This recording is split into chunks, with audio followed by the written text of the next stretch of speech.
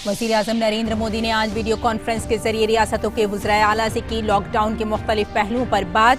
कहा, गुज़श्ता 1.5 महीने में बचाई गई हजारों जानें। 2 गज दूरी के फॉर्मूले पर दिया जोर।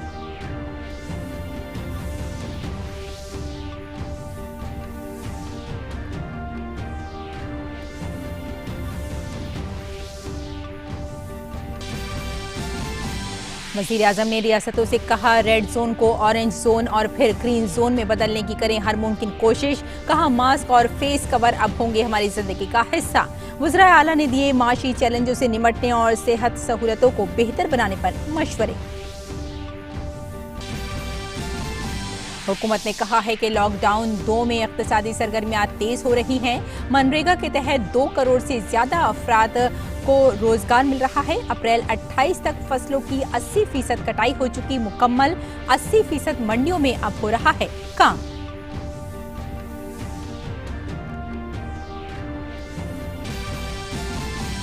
रिजर्व बैंक ने कहा, म्यूचुअल फंड कंपनियों को 50,000 करोड़ का खुसूसी पैकेज देने का ऐलान। कोरोना के इक़्तिसादी असरात कम करने और माशी इस्तेहकाम के लिए उठाया गया ये कदम।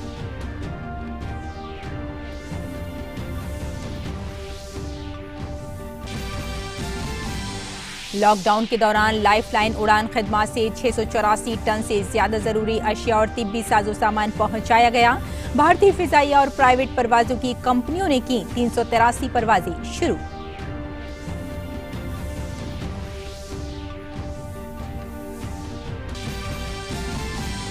मुल्क भर में कोरोना के पॉजिटिव मामलों की तादाद हुई 20,835, 872 की मौत। मरकजी वजीर सेहत हर्षवर्धन ने एम्स के ट्रॉमा सेंटर में कोविड-19 की तैयारियों का लिया जायजा। और दुनिया भर में कोविड-19 के मामले 29,68,000 से मुतजाविज। मरने वालों की तादाद 2 लाख से ज्यादा। अमेरिका में गुज़िश्ता 24 घंटों में 1,330 अमवात के साथ 54,000 से ज्यादा लोगों की मौत। नेपाल में 7 मई तक बढ़ा लॉकडाउन।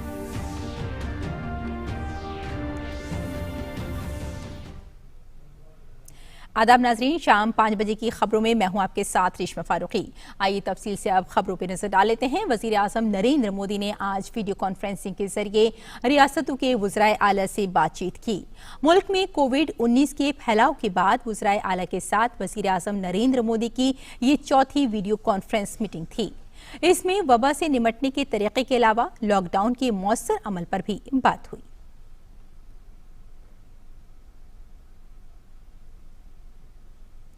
हुकूमत ने कहा है कि लॉकडाउन 2 में इक़्तिसादी सरगर्मियां तेज हो रही हैं। मनरेगा के तहत 2 करोड़ से ज्यादा अफराद को रोजगार मिला है। 28 अप्रैल तक फसलों की 80% कटाई मुकम्मल हो चुकी है और 80% मंडियों में अब काम हो रहा है। मनरेगा के तहत भी कार्यों ने गति पाई है। वाटर कंजर्वेशन और इरिगेशन जैसे लार्ज कम्युनिटी असेट्स पर भी मनरेगा के तहत काम शुरू हो गया है और 2 करोड़ से ज़्यादा श्रमिकों को रोज़गार प्राप्त हुआ है। सर्वे के अनुसार लगभग 60% फूड प्रोसेसिंग यूनिट्स ऑपरेशनल हो गई हैं। स्पेशल इकोनॉमिक जोन्स में 2,825 इकाइयाँ और इसके अलावा 350 एक्सपोर्ट ओरिएंटेड यूनिट्स भी क्रियाशील हो चुकी हैं। ग्रामीण क्षेत्र में निर्माण कार्यों से, ईंट भट्टों के संचालन से और सड़क परियोजनाओं इत्यादि के प्रारंभ होने से स्थानीय और प्रवासी श्रमिकों को फिर से रोजगार मिल रहा है। ये आवश्यक है कि इन सब कार्यों को करते हुए हम सावधानी बरतें, राष्ट्रीय निर्देशों का पालन करें, जैसे सोशल डिस्टेंसिंग, मास्क पहनना तथा स्वच्छता नियमों का और हेल्थ प्रोटोकॉल्स का अनुपालन करना। वज़ारत सेहत ने कहा है कि इन दिनों मुसलसल अफवाहें फैल रही हैं जो कोरोना वायरस के खिलाफ जंग में एक बड़ी रुकावट है और ये कि इससे हम मिलकर ही लड़ सकते हैं। पेशेंट्स की नहीं है, डॉक्टर्स की नहीं है, सरकार की नहीं है, बल्कि पूरे समाज और पूरे देश की लड़ाई है। पूरे समाज को साथ लिए बिना, पूरे समाज का सपोर्ट लिए बिना हम ये लड़ाई कभी नहीं जीत पाएंगे। हमारे फ्रंटलाइन वर्कर्स हमारे प्रोटेक्टर्स हैं, हमारे चैंपियंस हैं। हमें उनके साथ भेदभाव नहीं करना है, तो क्योंकि नहीं तो फिर हमारी रक्षा कौन करेगा। इस निस्वार्थ रूप से जब वह हमारी सेवा करने के लिए अपनी जान को जोखिम में डालकर काम कर रहे हैं, तब ज़रूरत है कि हम उनके सपोर्ट के लिए खड़े हों। हम उनको जैसे अब तक हमने जनता कर्फ्यू और अदरवाइज भी उनको हमने जिस तरह से सम्मान दिया, वह सम्मान हमारा कंटिन्यू रहे। भारतीय रिजर्व बैंक ने म्यूचुअल फंड कंपनियों को 50,000 करोड़ रुपए की खुसूसी रकम फराहम कराने का ऐलान किया है। रिजर्व बैंक की जानिब से ये ऐलान Franklin Templeton mutual fund company के अपने 6 बॉन्ड मंसूबों को बंद करने के कुछ दिन के बाद किया गया है। वाज़ेह रहे कि कोरोना की वबा के सबब सरमाया मंडी में उतार चढ़ाव से म्यूचुअल फंड कंपनियों पर अच्छा खासा असर पड़ा है। बयान में कहा गया है कि म्यूचुअल फंड कंपनियों पर नकदी के दबाव को कम करने के लिए उन्हें 50,000 करोड़ रुपए की खुसूसी नकद रकम की सहूलत फराहम कराने का फैसला किया गया है। रिजर्व बैंक ने कहा है कि वो हालात के पेश नजर होशियार हैं, कोरोना वायरस के इक्तिसादी असर को कम करने और माली इस्तेहकाम को बरकरार रखने के लिए वो हर मुमकिन इक़दाम कर रहा है। कोविड-19 लॉकडाउन के दौरान लाइफलाइन उड़ान के तहत मुल्क भर में 684 टन से ज्यादा जरूरी और मेडिकल से मुताल्लिक सामान की सप्लाई की गई है। शहरी हवाबाजी की वजारत कोविड-19 के खिलाफ मुल्क की जद्दोजहद में ताउन के लिए जरूरी तिब्बी साजो सामान दूर दराज के इलाकों में पहुंचा रही है। लाइफलाइन के तहत एयर इंडिया, अलायंस एयर, भारतीय फिजाइया और तैयारी के खदमात देने वाली प्राइवेट कंपनियों ने 383 परवाजें शुरू की हैं। अभी तक 3,76,000 किलोमीटर से ज्यादा फासला तय किया जा चुका है। कुल परवाजों में से 223 एयर इंडिया और अलायंस एयर ने चलाई हैं। पवन हंस ने 1.99 टन माल पहुंचाया है और 6,885 किलोमीटर का फासला तय किया है। पवन हंस लिमिटेड समेत हेलीकॉप्टर खदमात जम्मू कश्मीर, लद्दाख, जजीरे वाले इलाकों और शुमाल मशरक में दी जा रही हैं। घरेलू स्पाइस जेट, ब्लू डार्ट और इंडिगो की खदमात हमेशा बुनियाद पर ली गई है। इसके अलावा ब्लू डार्ट ने इस महीने की 14 तारीख से 25 तारीख तक ग्वांगझू से 90 टन से ज्यादा तिब्बी साजो सामान की सप्लाई की है। और मुल्क भर में कोरोना से मुतासिर मरीजों की तादाद में इजाफा होता जा रहा है। सेहत और खानदानी बहबूद की मरकजी वजारत की जानिब से जारी ताज़ा अदद-ओ-शुमार के मुताबिक भारत में इस वक्त कोरोना मुतासरीन की तादाद 27,892 पर पहुंच गई है, जबकि एक्टिव मामलों की तादाद 20,835 है। राहत की बात यह है कि अब तक 6,184 मरीज मुकम्मल तौर पर सेहतयाब हो चुके हैं। उन्हें अस्पताल से छुट्टी दी जा चुकी है। वहीं अब तक 872 अफराद की इससे मौत भी हो चुकी है। और दिल्ली एयरपोर्ट पर 100 से ज्यादा मुलाजमीन के जरिए अहाते के अंदर सफाई सुथराई और सैनिटाइजेशन का काम किया जा रहा है। सभी कमर्शियल मुसाफिर परवाजों की मअतली के ऐलान के बाद एयरपोर्ट के मुलाजमीन की एक टीम के जरिए चेक इन वाले हिस्सों, काउंटरों, इमिग्रेशन काउंटरों, कस्टम वाले हिस्से, ट्रॉलियों और वॉशरूम समेत टर्मिनल की इमारतों में ये काम किया जा रहा है। इंडियन इंस्टीट्यूट ऑफ मैनेजमेंट यानी IIM के तलबा भी कोरोना वबा के चैलेंज से निमटने में मरकज की तरफ से जारी कोशिशों में अपना ताउन देंगे। हुकूमत ने कोरोना वबा के चैलेंजों से निमटने के इक़दामात की जामे मनसूबाबंदी करने और इसी ज़मीनी सतह पर नाफिज करने के लिए 11 बाइख्तियार ग्रुप बनाए हैं। IIM के तलबा MBA इंटर्न के तौर पर इन बाइख्तियार ग्रुपों का डेटा एनालिसिस और सबूतों पर मबनी पॉलिसी इनपुट देने यानी पॉलिसी बनाने में मदद करेंगे।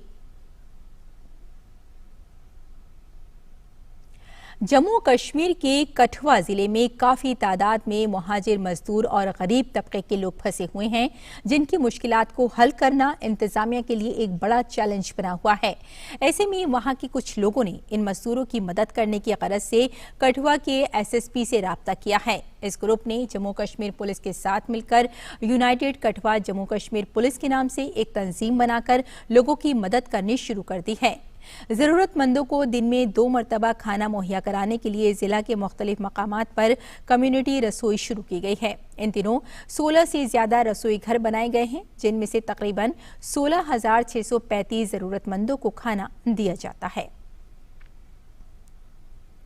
उत्तर प्रदेश के वजीर आला योगी आदित्यनाथ ने सेहत अफसरान को हर जिले में 25,000 मरीजों की गुंजाइश वाला करंतना मरकज बनाने का हुक्म दिया है।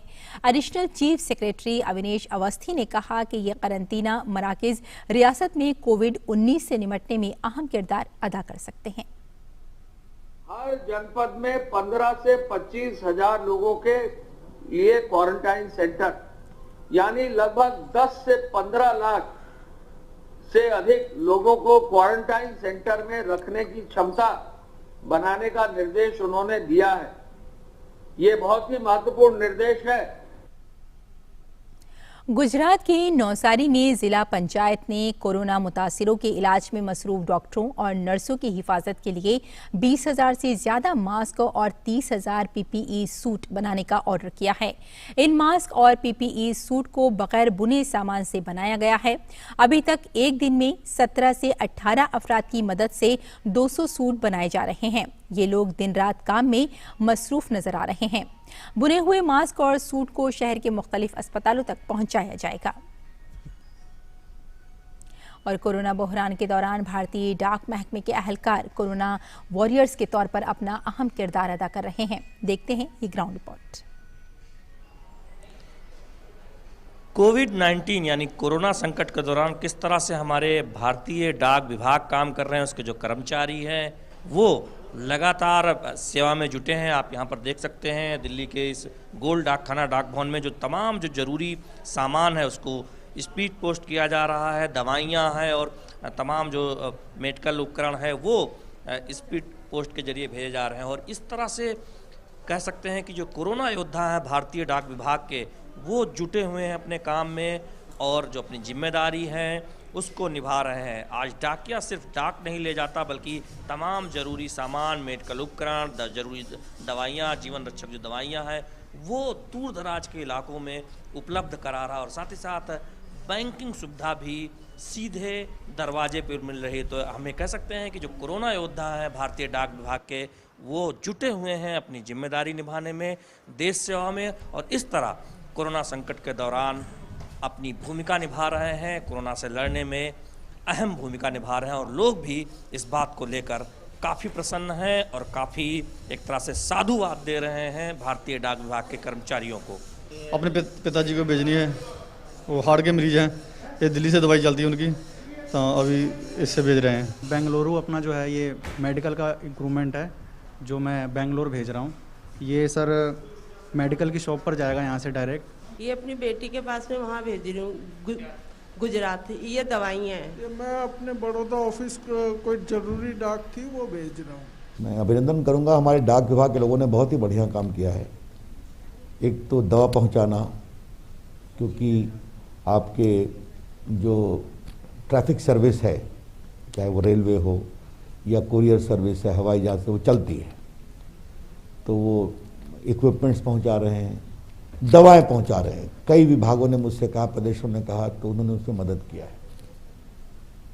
फिर मेरे सामने एक और समस्या आई कि बहुत से लोगों को लाइफ सेविंग ड्रग्स चाहिए। मैंने निर्देश दिया अपने सचिव को कि आप इस बात की चिंता करें कि देश भर में किसी को भी अपनी जीवन दायिनी दवा भिजवाना है तो पोस्टल विभाग मदद करेगा। कोरोना संकट के दौरान इस तरह से लोगों को सेवा मिल रही है। भारतीय डाक विभाग के जरिए जरूरी दवाएं हो या फिर जो तमाम सामान है वो लोग स्पीड पोस्ट के जरिए भेज रहे हैं और डाक कर्मियों को बधाई भी दे रहे हैं, साधुवाद दे रहे हैं कि इस संकट के समय वो अपनी सेवा में जुटे हैं, जिससे तमाम जो जरूरी सामान है, जो मेडिकल उपकरण है, वो समय पर दूर दराज के इलाकों में रिश्तेदारों तक और तमाम सगे संबंधियों तक पहुंच पा रहा है। कैमरामैन अनिल के साथ शैलेंद्र मिश्र, DD न्यूज, दिल्ली। जिला इंदौर के मऊ में तैनात एडिशनल SP अमित तोलानी अरबिंदो अस्पताल में 15 दिन के इलाज के बाद सेहतयाब होकर घर वापस आए। उन्होंने अच्छी देखभाल और इलाज के लिए अस्पताल के अमले को मुबारकबाद पेश की। मुझे यहाँ पर अरबिंदो हॉस्पिटल में 14-15 दिन हो गए और मेरा अच्छा केयर किया गया, खास करके डॉक्टर जोशी और कल्पना मैडम। जी सर। तो मैं स्पेसिफिक थैंक्स बोलना चाहूँगा, उन्होंने बहुत ध्यान रखा। जो लोअर स्टाफ था उनको भी मैं थैंक्स बोलना चाहूँगा कि बार बार पूछने आ रहे थे कि सर आप कैसे हैं, कोई दिक्कत तो नहीं है। सर कोई भी प्रॉब्लम हो हमें बिल्कुल बेझिझक बजाए। उन्होंने एक घंटी रखी अलग से मेरे लिए। अरे कमाल है। और थैंक यू उसके लिए बोलूँगा कि बस मुझे एक घंटी बजानी थी और कोई ना कोई अवेलेबल रहता था। मैं आशा करता हूँ कि अरविंदो में ऐसे ही जैसे अभी थोड़ा सिस्टमेटिक हो गया है वैसे ही चलता रहेगा, तो काफ़ी पेशेंट्स ऐसे ठीक होकर निकले ताकि एक पॉजिटिव मैसेज जाए लोगों में। और अरविंदो अच्छा काम कर रहा है, आप ऐसे ही करते रहिए। मेरी आपको कांग्रेचुलेशंस है और पूरा सपोर्ट रहेगा कोई भी काम। इंदौर के अन्नपूर्णा इलाके में रहने वाली सोमी नायक ने भी कोरोना की जंग जीत ली और वो सेहतयाब होकर और डॉक्टरों का शुक्रिया अदा करते हुए अस्पताल से रुखसत हुई। सोमी नायक ने अपील की कि सब लॉकडाउन की पाबंदी करें और घर में महफूज रहें। नाजरीन, आम दिनों में जब आप रात में भी कनॉट प्लेस जाएंगे तो काफ़ी भीड़ से गुजरना होगा, लेकिन अभी लॉकडाउन में तस्वीर बदली हुई है। शॉपिंग के लिए सबसे मुफीद और नौजवानों की पहली पसंद कनॉट प्लेस में सन्नाटा छाया हुआ है, लेकिन दिल्ली पुलिस 24 घंटे वहां तैनात है। पुलिस का इंसानी हमदर्दी वाला चेहरा इस लॉकडाउन में उभर कर सामने आया है। अब कैसा है कनॉट प्लेस का नज़ारा, बता रहे हैं हमारे नुमाइंदे राजेश राज।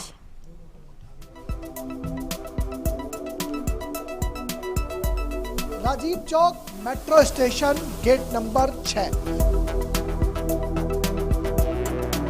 जहां पर शाम के वक्त में अगर आप पहुंचे तो शायद इन सीढ़ियों से होकर हजारों लोगों को बाहर निकलते हुए देखेंगे, लेकिन लॉकडाउन की वजह से बिल्कुल सन्नाटा पसरा है। सीढ़ियां वीरान हैं, एस्केलेटर जो है वो भी वीरान नजर आ रहे हैं और कोई भी व्यक्ति लॉकडाउन में कनॉट प्लेस में दिखाई नहीं पड़ रहा है। हमारी दाहिनी तरफ ये सेंट्रल पार्क है और इस सेंट्रल पार्क में अगर आप शाम के वक्त पहुंचे तो हजारों की तादाद में लोग आपको नजर आएंगे। और हमारी बाईं तरफ ये पालिका बाजार और पूरा कनॉट प्लेस का इलाका है जो अत्यंत भीड़-भाड़ वाला इलाका माना जाता है। और यहाँ पर आम दिनों में अगर आप आएँ तो शायद आपको इन सीढ़ियों से इस मार्केट से बाहर निकलने में काफ़ी जद्दोजहद करनी पड़ सकती है। कहा जाता है कि कनॉट प्लेस जो है वो दिल्ली का दिल है, जहाँ पर लोग रात के 2 बजे भी आप पहुँचे तो यहाँ भीड़ जरूर दिखाई पड़ेगी।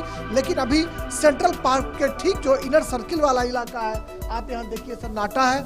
दिल्ली पुलिस के जो जवान हैं वो मुस्तैदी के साथ यहाँ पर सुरक्षा कर रहे हैं। आप लोग जो दिल्ली पुलिस के लोग हैं वो 24/7 सुरक्षा में जुटे हुए हैं। हाँ सर, 24/7 लॉकडाउन पूरी तरह से मुस्तैद है सर, ऐसे कोई भी व्यक्ति नज़र नहीं आते हैं। लॉकडाउन का पालन जो है वो सुनिश्चित करने में बड़ी भूमिका जो है वो दिल्ली पुलिस के जो जवान हैं वो सुनिश्चित कर रहे हैं। एक बड़ा ही मानवीय चेहरा जो है वो दिल्ली पुलिस का उभर कर इस लॉकडाउन में सामने आया है। कैमरामैन सौरभ शुक्ला के साथ कनॉट प्लेस, नई दिल्ली से मैं राजेश राज, डीडी न्यूज़ के लिए। और नाज़रीन, अब बात रमज़ान और कोविड-19 की वजह से रमज़ान के दौरान बरती जाने वाली एहतियाती तदाबीर की।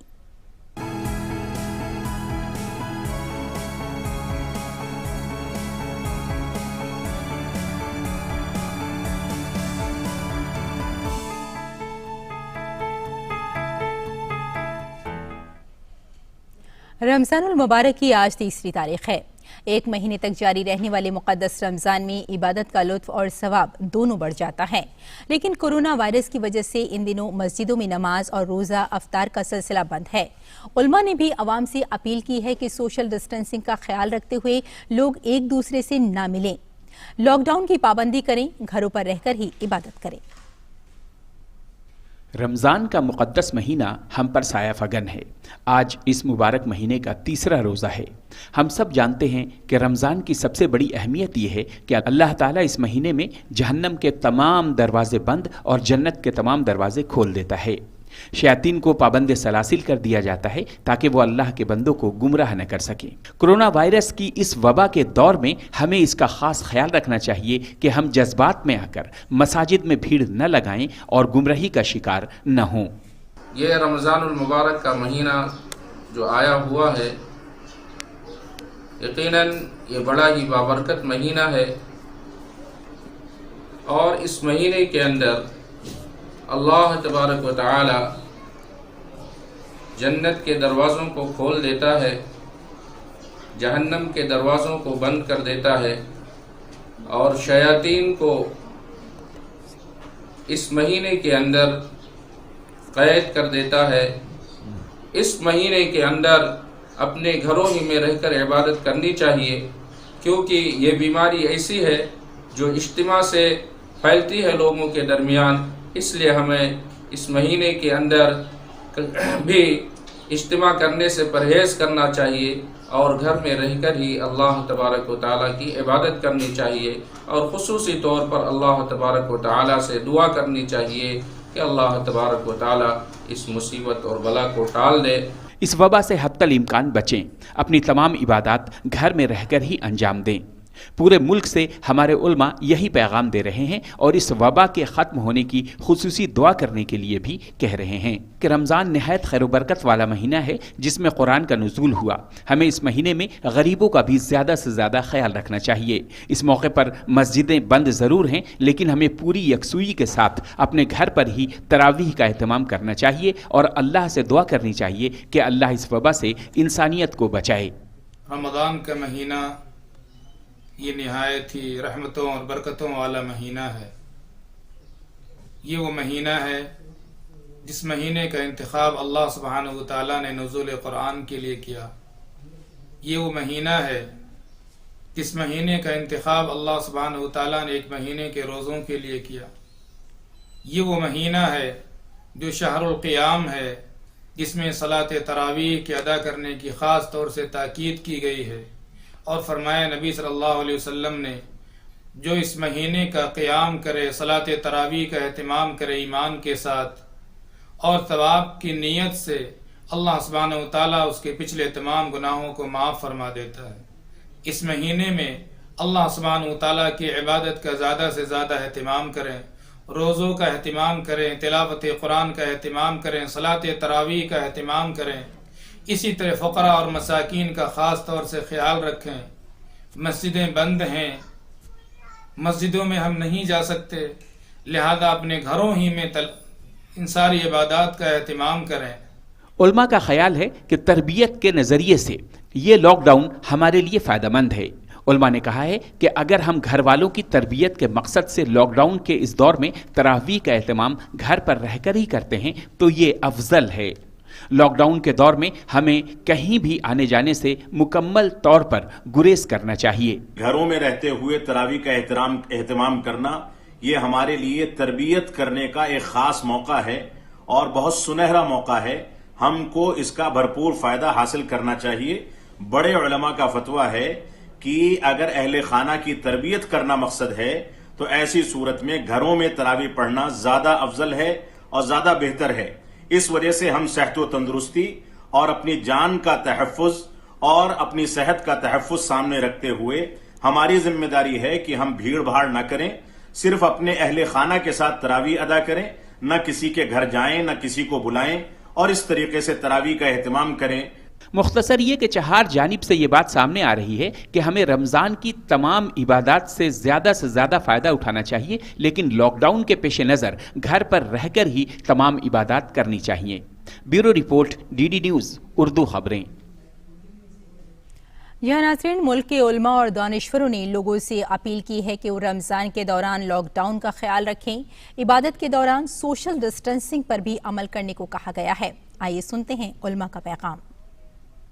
कोरोना वायरस की वजह से तमाम मुल्क परेशान है और उसकी कोई दवा नहीं है।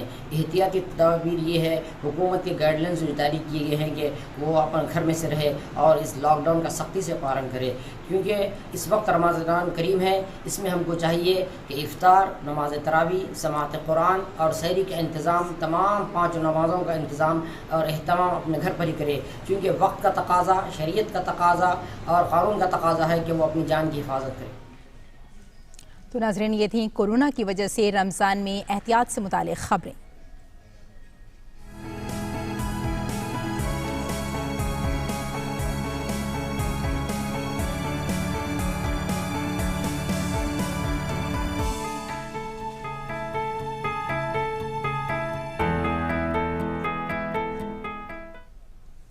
नाज़रीन, मुतादिद खुसूसियात की हामिल हल्दी की अहमियत किसी से पोशीदा नहीं है।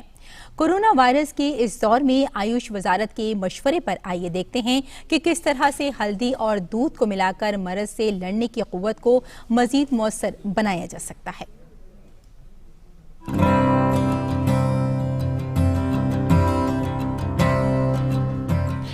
जैसे आप देखेंगे कि मेरे हाथ में हल्दी है, ये हल्दी का पाउडर है और जो आयुष एडवाइजरी है उसमें भी गोल्डन मिल्क का जिक्र आता है। तो जो बनाने का तरीका दिया हुआ है उसमें सबसे पहले 150 ml दूध, उसे हमें उबालना है और उबालने के बाद उसमें लगभग आधा चम्मच हल्दी, जो कि हल्दी पाउडर अगर आपको मिल जाता है मार्केट से आप ले सकते हैं, उसे उबलते हुए दूध में डालना है और एक उबाल आने के बाद उसे आप पी सकते हैं। दिन में 1 से 2 बार पी सकते हैं इसे। अगर कच्ची हल्दी मिल जाती है तो वो और अच्छा है। कच्ची हल्दी का इतना छोटा सा टुकड़ा लेकर के उसे अच्छे से आप उसको कूट लीजिए और उसे उबलते हुए दूध में डालिए और बनने के बाद जो कलर होगा वो कुछ इस तरीके का कलर रहेगा। तो इसे आप ले सकते हैं दिन में 1 से 2 बार। ये जनरली आपकी इम्यूनिटी इंक्रीज़ करने के लिए है, प्लस हल्दी जो है it is a very good drug which works on the upper respiratory throat infections. और आप सभी को पता है कि घर में ये हमारे जनरेशन से आया हुआ है कि जब भी घर में सर्दी ज़ुकाम होता है तो सबसे पहले हम हल्दी वाला दूध ही प्रीफर करते हैं। और आजकल साइंस में भी प्रूव किया गया है इसे। There are multiple numerous documents which proves the anti allergic anti viral activities of हरिद्रा। अगर इसे रोज़ लिया जाता है जितना मैंने बताया है कि 150 ml जो मिल्क है, तो it will definitely help in preventing the signs and symptoms of covid.